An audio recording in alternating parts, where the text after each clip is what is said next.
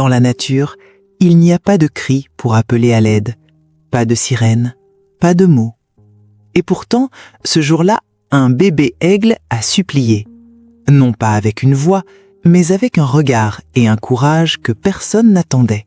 Tout en haut d'un arbre gigantesque, bien au-dessus du monde des hommes, un nid de pigargue à tête blanche repose, immobile. Habituellement, ce sommet est un royaume, un lieu de puissance, de sécurité absolue, là où rien ne menace le maître du ciel. Mais aujourd'hui, quelque chose ne va pas. La mère aigle reste figée, ses ailes sont tendues, comme retenues par une force invisible. Son regard ne scrute plus l'horizon, il est bloqué vers le sol.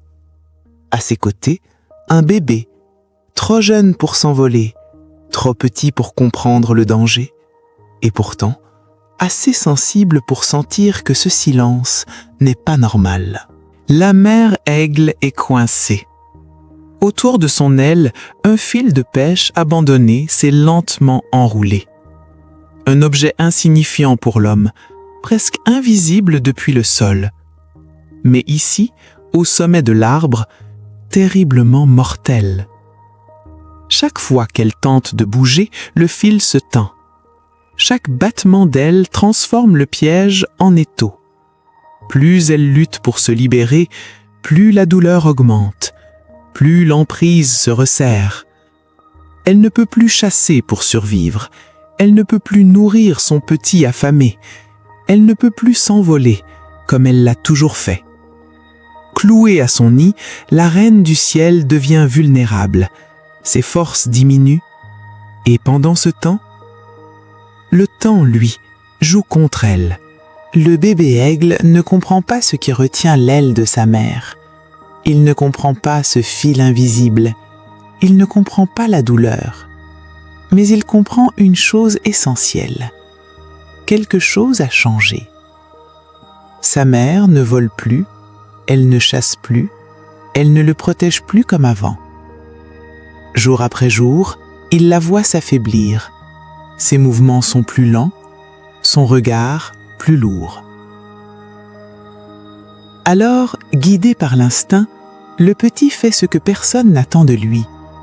Il quitte le centre rassurant du nid, avance maladroitement vers le bord, là où le vide commence.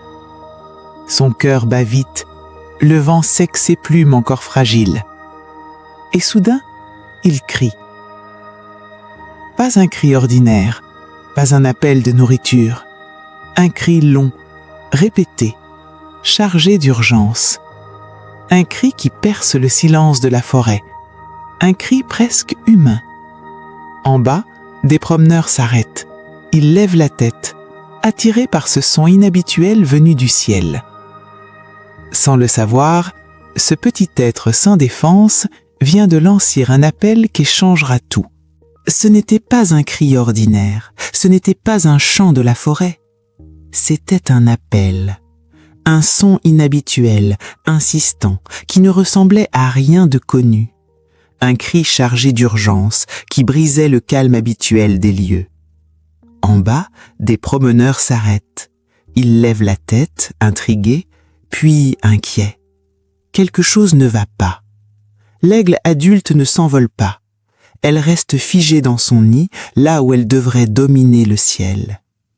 Le petit, lui, ne cesse de crier. Encore, encore, comme s'il refusait de se taire. Les témoins observent plus attentivement. Ils comprennent que ce n'est pas une scène normale, que ce n'est pas la nature qui suit son cours. Alors ils agissent. Un appel est passé, puis un autre. Les secours animaliers sont prévenus. Car là-haut, au sommet de l'arbre, chaque minute perdue peut coûter une vie. L'intervention est extrêmement risquée. Un arbre immense qui s'élève comme une tour au-dessus de la forêt. Un nid accroché à des dizaines de mètres du sol, hors d'atteinte, hors de toute sécurité ordinaire. Et là-haut, une mère aigle affaiblie, épuisée, mais toujours sauvage. Les sauveteurs le savent, la moindre erreur peut être fatale, pour eux, pour elle, pour le petit. Ils commencent l'ascension lentement, très lentement. Chaque mouvement est calculé, aucun geste brusque, aucun bruit inutile. Le vent souffle, les cordes grincent légèrement. Le silence est total. En voyant les humains approcher, la mère tente une dernière fois de se débattre. Ses ailes tremblent, son corps résiste encore. Puis, elle s'arrête, comme si, au fond d'elle, elle comprenait que cette fois, ce n'est pas une menace, mais peut-être une chance de survivre. À quelques centimètres de l'aile, le danger apparaît enfin. Le fil est là, fin, presque transparent, d'une solidité trompeuse, un piège discret, mais impitoyable. Il s'est enfoncé autour de l'aile, serré par les mouvements répétés, par la peur, par la douleur. Les sauveteurs retiennent leur souffle. Le moindre faux geste pourrait blesser l'aigle ou la pousser à se débattre à nouveau. Alors, ils avancent lentement, très lentement. Une main maintient l'aile, l'autre approche l'outil. Le fil est coupé, millimètre par millimètre. Chaque seconde semble interminable. Puis, soudain,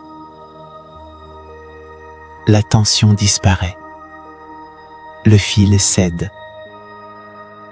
L'aigle déploie son aile. D'abord avec hésitation, puis un peu plus largement. Elle n'est plus retenue. Elle est libre. Un silence total s'installe. Plus de cris, plus de mouvements brusques. Même le vent semble s'arrêter. La mère aigle se redresse lentement, comme si elle testait encore sa liberté retrouvée. Puis, elle se tourne vers son petit. Leurs regards se croisent. Le bébé cesse de crier. Il reste immobile, comme s'il comprenait que quelque chose vient de changer. Alors, sans précipitation, la mère déploie son aile libérée. Elle la pose doucement sur son petit, le protégeant, le rassurant. Aucun cri de victoire, aucune fuite vers le ciel. Juste ce geste simple, calme, puissant. Une reconnaissance silencieuse, adressée à ceux qui ont osé monter jusque-là, et à la vie elle-même. Un instant suspendu, que personne présent n'oubliera jamais. Quelques jours plus tard, les observateurs reviennent. Le silence inquiet a disparu. Là-haut, au sommet de l'arbre, le nid est toujours en place, mais cette fois, il est vivant.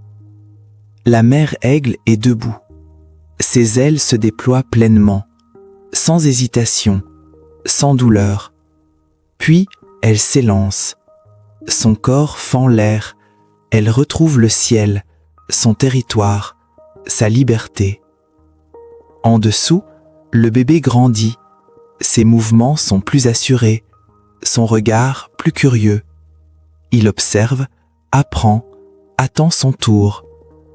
Ce nid, autrefois menacé, résonne à nouveau de vie. Ce qui aurait pu devenir une tragédie silencieuse s'est transformé en miracle discret. Un miracle né d'un cri, d'une attention et d'un geste humain au bon moment. Parfois, l'acte le plus puissant ne vient pas de la force, ni du courage spectaculaire, ni des grandes actions visibles. Il vient simplement de l'attention, d'un regard levé au bon moment, d'un cri que l'on choisit d'écouter, d'un détail que l'on refuse d'ignorer. Un simple fil abandonné, un déchet oublié dans la nature, peut devenir un piège silencieux, invisible pour nous, mais fatal pour ceux qui vivent là. Et pourtant, dans cette histoire, ce n'est pas la force qui a tout changé. C'est un petit être sans voix, trop jeune pour voler, trop fragile pour se défendre, mais assez présent, assez courageux à sa manière, pour lancer un appel qui a sauvé un géant du ciel. La nature ne demande pas grand-chose, juste du respect et un peu plus d'attention. Car parfois, écouter un cri discret peut suffire à sauver une vie. La nature ne nous demande pas grand-chose, juste de ne pas lui tendre de pièges invisibles.